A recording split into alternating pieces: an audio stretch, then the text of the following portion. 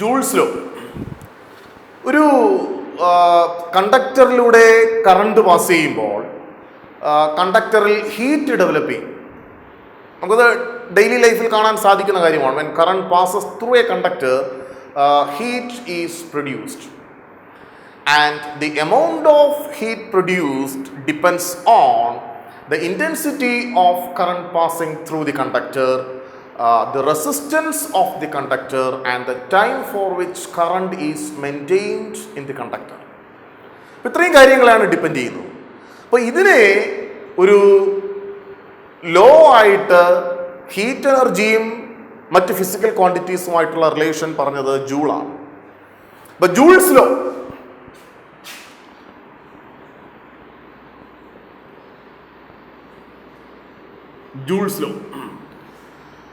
Joule പറഞ്ഞത്, when an electric current passes through a conductor, heat is produced and amount of heat energy is directly proportional to intensity of square of current, I square R, I square intensity of square of current, I square, let that be relation number 1, and heat energy is directly proportional to resistance of the conductor. Resistance കൂടുതലാണെങ്കിൽ heat produce ചെയ്യുന്നതും കൂടുതലായിരിക്കും. And heat energy is directly proportional to the time for which current is maintained in the conductor. എത്ര സമയത്തേക്കാണ് കണ്ടക്ടറിലൂടെ current pass ചെയ്തത് എന്നുള്ളതിനെ depend ചെയ്യും. And ഈ മൂന്ന് റിലേഷനെയും കൂടെ കമ്പൈൻ ചെയ്യുമ്പോൾ H proportional to I square RT. I square RT. Proportionality sign മാറ്റാൻ നമ്മൾ കോൺസ്റ്റന്റ് ഉണ്ട് മൾട്ടിപ്ലൈ ചെയ്യും. ഇവിടെ മൾട്ടിപ്ലൈ ചെയ്യുന്ന കോൺസ്റ്റന്റ് 1 ആണ്. Therefore H is equal to I square RT. ഇതാണ് ഒരു കണ്ടക്ടറിലൂടെ കറണ്ട് പാസ് ചെയ്യുമ്പോൾ ഡെവലപ്പ് ചെയ്യുന്ന heat energy. Heat is a form of energy. അതുകൊണ്ട് ഒരു കണ്ടക്ടറിലൂടെ കറണ്ട് പാസ് ചെയ്യുമ്പോൾ സ്പെൻഡ് ചെയ്യുന്ന എനർജിയുടെ എക്സ്പ്രഷനും ഇത് തന്നെയാണ്. H is equal to I square RT. Let that be relation number 4. പക്ഷേ നമുക്കറിയാം I into R is equal to V according to Ohm's law. നമുക്കത് ഇവിടെ ഉപയോഗിക്കാം. അതിനുവേണ്ടി ഞാനിതിനെ ഒന്ന് സ്പ്ലിറ്റ് ചെയ്യുന്നു. That is H is equal to I into I R T. I സ്ക്വയറിനെ I into I എന്ന് എഴുതുന്നേ ഉള്ളൂ. What is I R? I R is V according to Ohm's law. Ohm's law അനുസരിച്ച് V is equal to I R. Therefore H is equal to V I T. ഇതാണ് ഹീറ്റിന്റെ മറ്റൊരു expression. H is equal to VIT. Let that be relation number 5. നമുക്കിത് വേണമെങ്കിൽ മറ്റൊരു റിലേഷനും നമുക്ക് ഉപയോഗിക്കാം. From this expression V is equal to IR, V is equal to IR എന്നുള്ള എക്സ്പ്രഷനിൽ നിന്ന് നമുക്ക് I is equal to V by R എന്ന് എഴുതാം. I is equal to V by R and I is equal to V by R നമുക്ക് ഇവിടെ I സ്ക്വയറിന് പകരം കൊടുക്കാം. അപ്പോൾ എന്ത് പറ്റും? H is equal to V square by R square into RT. R cancel ആവും. or H is equal to V square by R into T. ഇതാണ് ഹീറ്റിന്റെ മറ്റൊരു എക്സ്പ്രഷൻ. Equation number 6. നമ്മൾ ഒരു കണ്ടക്ടറിലൂടെ കറണ്ട് പാസ് ചെയ്യുമ്പോൾ ഉണ്ടാകുന്ന ഹീറ്റ് എനർജി മനസ്സിലാക്കുന്നതിന് നമുക്കിപ്പോൾ 3 ഇക്വേഷൻസ് ഉണ്ട്. ഒന്ന് H is equal to I square RT, മറ്റൊന്ന് H is equal to VIT, മറ്റൊന്ന് H is equal to V square by RT.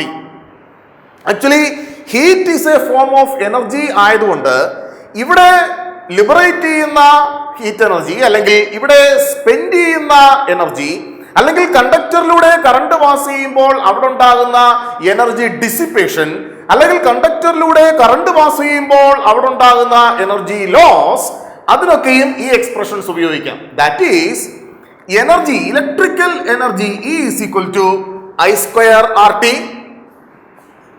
I square R T, അല്ലെങ്കിൽ electrical energy E is equal to V I T, E is equal to V I T. അതുപോലെ electrical energy E is equal to V square by R into T. ഈ expressions വേണമെങ്കിലും നമുക്ക് എനർജിയുടെ expressions ആയിട്ട് ഉപയോഗിക്കാം, electrical എനർജിയുടെ expressions ആയിട്ട് ഉപയോഗിക്കാം. ഓക്കെ, അപ്പോ നമുക്ക് ഇതുമായിട്ട് ഇനി ബന്ധപ്പെടുത്തി ഇലക്ട്രിക് പവറിനെ കുറിച്ച് സംസാരിക്കാം. ഇലക്ട്രിക് പവർ,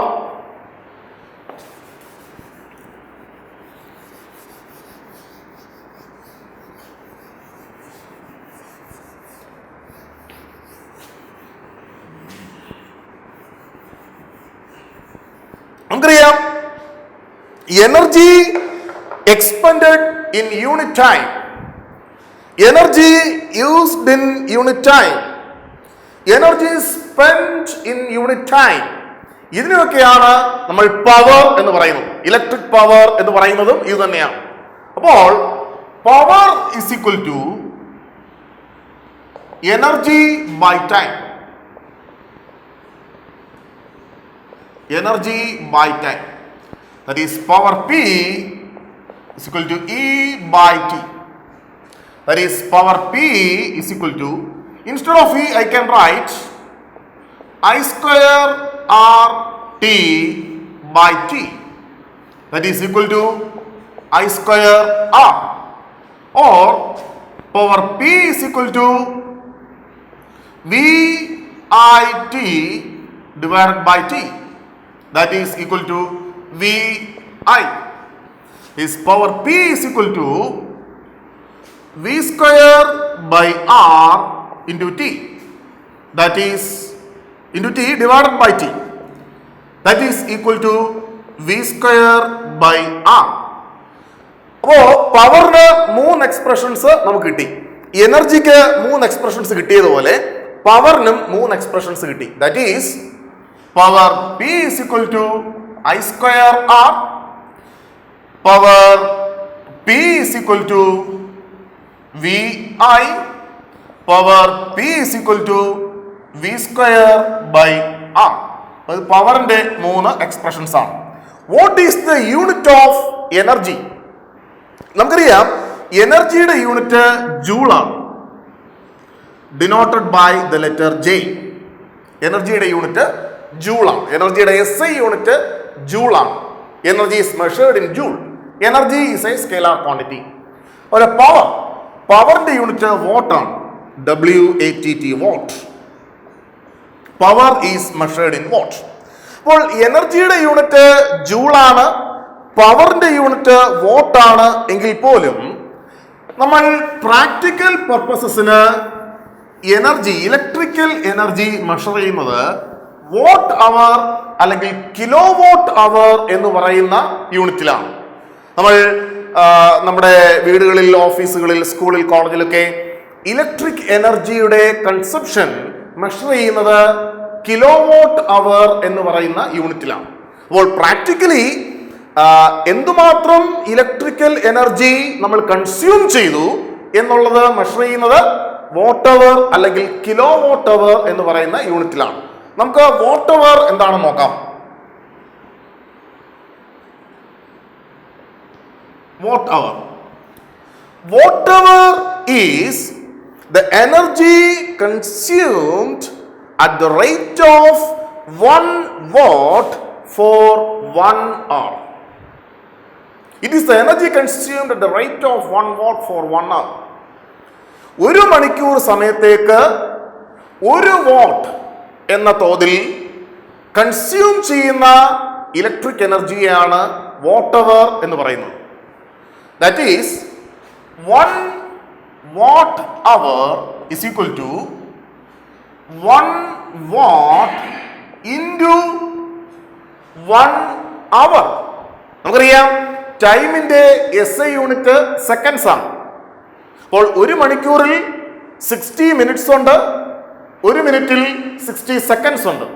അപ്പോൾ into 60 minutes into 60 seconds, that is 1 watt hour is equal to 3600 joules.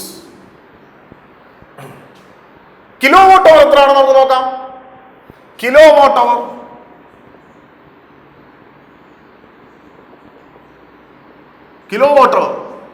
KWH എന്ന് പറയും. Kilowatt our.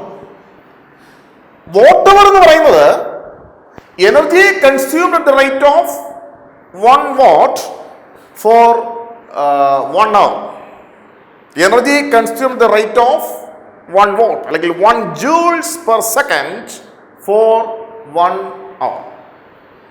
Kilowatt hour is the energy consumed at the rate of 1 kilowatt for 1 hour.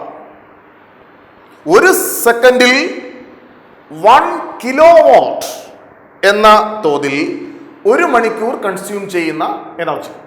That is 1 kilowatt hour is equal to what is 1 kilowatt? 1000 watt.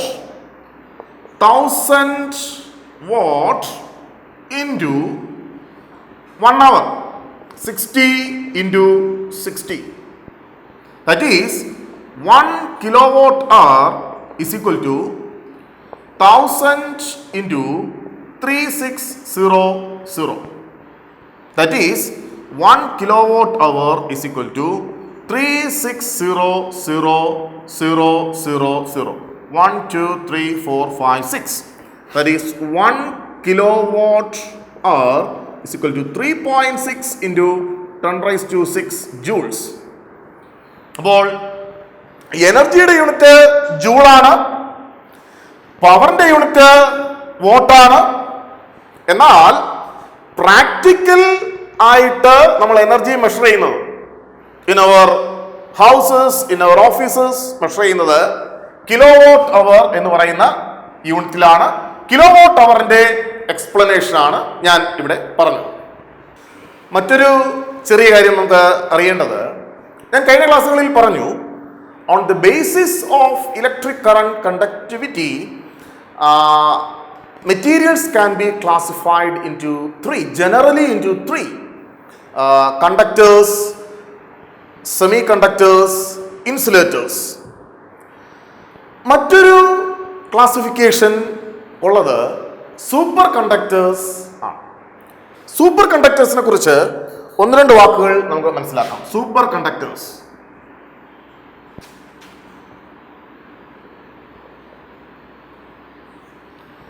സാധാരണ കണ്ടക്ടേഴ്സിന്റെ കേസിൽ as temperature increases resistance or resistivity increases, or as temperature decreases resistance or resistivity decreases. നമുക്ക് അതിന് graphically ഇങ്ങനെയാണ് കിട്ടുക. ഇവിടെ resistance അല്ലെങ്കിൽ resistivity എടുക്കാം. Resistance or resistivity, the variation of resistance or resistivity with the temperature is like this. Temperature കൂടുന്നതിനനുസരിച്ച് resistance കൂടും. ഇവിടെ ടെമ്പറേച്ചർ 0 ആയാൽ പോലും, 0 കെൽവിൻ ആയാൽ പോലും റെസിസ്റ്റൻസിന് ഒരു പർട്ടിക്കുലർ വാല്യൂ കാണും. എന്നാൽ for some metals or some materials, it can be metals or it can be mixed oxides, ചില മെറ്റീരിയൽസിന്റെ കേസിൽ ടെമ്പറേച്ചർ കുറയുന്നതിനനുസരിച്ച് റെസിസ്റ്റൻസ് കുറഞ്ഞ് ഒരു പർട്ടിക്കുലർ ടെമ്പറേച്ചർ എത്തുമ്പോൾ റെസിസ്റ്റൻസ് പെട്ടെന്ന് 0 ആവും. ടെമ്പറേച്ചർ കുറയുന്നതിനനുസരിച്ച് റെസിസ്റ്റൻസ് കുറയും. ഒരു പർട്ടിക്കുലർ ടെമ്പറേച്ചർ എത്തുമ്പോൾ റെസിസ്റ്റൻസ് പെട്ടെന്ന് 0 ആവും. Resistance drops abruptly to 0. ഈ ഫിനോമിനനെയാണ് നമ്മൾ സൂപ്പർ കണ്ടക്ടിവിറ്റി എന്ന് പറയുന്നത്. And materials exhibiting this phenomenon are called superconductors, and the temperature at which resistance drops abruptly to 0 is called critical temperature and denoted by Tc. അപ്പോൾ ഞാൻ ഒന്നുകൂടെ പറയുന്നു, In some materials, as temperature decreases, resistance also decreases, and at a particular temperature, resistance drops abruptly to zero. This phenomenon is called superconductivity, and materials exhibiting this phenomenon are called superconductors, and the temperature at which a material becomes superconductor is called transition temperature. This transition temperature is very low for metals. For mercury, which exists in liquid stage, the transition temperature is about 4.2 Kelvin. It is very low. And for lead, which is also a metal, the transition temperature is about 7.2 Kelvin. ഇവിടെ നമ്മൾ ശ്രദ്ധിക്കേണ്ട ഒരു കാര്യം, materials സാധാരണഗതിയിൽ നല്ല conductors ആയിട്ട് act ചെയ്യുന്ന materials അല്ലെങ്കിൽ മെറ്റൽസ് സൂപ്പർ കണ്ടക്ടേഴ്സ് ആയിട്ട് ആക്ട് ചെയ്യില്ല. സാധാരണ ഗുഡ് കണ്ടക്ടേഴ്സ് ആയിട്ടുള്ള ഗോൾഡ്, സിൽവർ, അലുമിനിയം, കോപ്പർ ഇവരൊന്നും സൂപ്പർ കണ്ടക്ടേഴ്സ് ആയിട്ട് ബിഹേവ് ചെയ്യില്ല. എന്നാൽ നോർമൽ കേസിൽ ഗുഡ് കണ്ടക്ടേഴ്സ് അല്ലാത്ത മെറ്റൽസ്, ഇപ്പോൾ നമുക്കറിയാം mercury is a metal, mercury is a conductor, but mercury is not a good conductor. Similarly lead is a metal, lead is a conductor, but lead is not a good conductor. അപ്പോൾ അങ്ങനെയുള്ള metals super conductors ആയിട്ട് behave ചെയ്യുന്നു. That at very very low temperature, വളരെ low ടെമ്പറേച്ചറിലാണ് ഇവര് super conductors ആയിട്ട് behave ചെയ്യുന്നത്. അപ്പോൾ വളരെ ലോ ടെമ്പറേച്ചേഴ്സിൽ റെസിസ്റ്റൻസ് സഡൻ ആയിട്ട് ഷാർപ്പായിട്ട് സീറോയിലേക്ക് പോകുന്ന ഫിനോമിനയാണ് സൂപ്പർ കണ്ടക്ടിവിറ്റി എന്ന് പറയുന്നത്. അത്തരത്തിൽ ബിഹേവ് ചെയ്യുന്ന മെറ്റീരിയൽസിനെയാണ് നമ്മൾ സൂപ്പർ കണ്ടക്ടേഴ്സ് എന്ന് പറയുന്നത്. ഓക്കെ.